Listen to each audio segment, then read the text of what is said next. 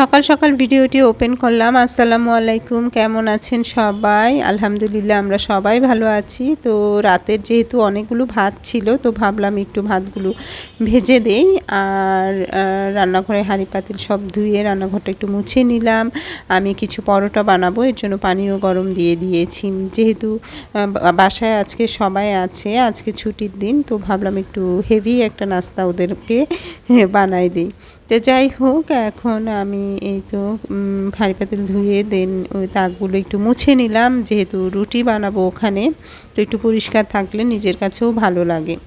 তো আটাটাকে আমি একটা ডো তৈরি করব, আর তার জন্য গরম পানি দিয়েই আমি করি পরোটাটা, যাতে করে সফট হয়। আর এদিকে ওরা বলছে ডিম ভাজিও খাবে না, আর মানে আমি ডিম ভাজি করে দিতে চেয়েছি যে পরোটার সাথে ডিম ভাজি হলেই তো হয়ে যাবে, কিন্তু না, ওরা আলু ভাজি খাবে। তো ভাবলাম ঠিক আছে, তাহলে এদিকে আটাটাকে আমি ডো অর্ধেক করে দেন আমি আলু কুচাতে বসে গেলাম। তো আলু কেটে দেন ভাজি বসিয়ে দিলাম। আর এখন আমি আটাটাকে সুন্দর করে একটু মাখিয়ে নিচ্ছি। তো এখানে বেশি বানাবো না, 6টার মতো পরোটা বানাবো, যেহেতু আমরা 4জন মানুষ। দেখা যায় সারা একটা খাবে, আমি একটা খাবো, রেহা তো রুটি খাই না, ওর বাবা হয়তো 2টা খাবে, 2টা তো খাবেই। মানে এই অবস্থা করেই আমি বানাই, বেশি বানাই না আর কি। তো এখানে আমি রুটিটা একদম বড় বড় সাইজ করি না, মিডিয়াম করে দেন আমি তেল ভিতরে দিয়ে তার উপরে আটা দিয়ে দিই, তাহলে আমার কাছে একটু সহজ হয়।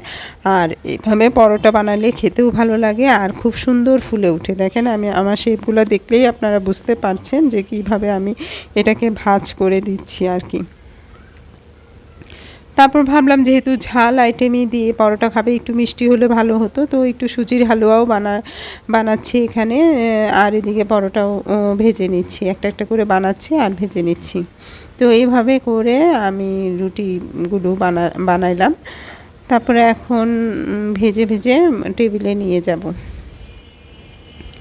পরোটা আসলে প্রতিদিনই খাওয়া হয় না, দেখা যায় সপ্তাহে 1 দিন বা 2 দিন এরকম করি। তো এই অবস্থা আর কি। আর এদিকে মনে হলো টেবিল তো গোছানো হয়নি, যেহেতু ওরা খাবে সবাই, তো টেবিলটাকে আমি একটু সেট করে নিলাম আর খাবারগুলো এনে সুন্দর করে এখানে সাজিয়ে দিলাম। আর সাজানো গোছানো থাকলে কিন্তু ভালো লাগে খেতে।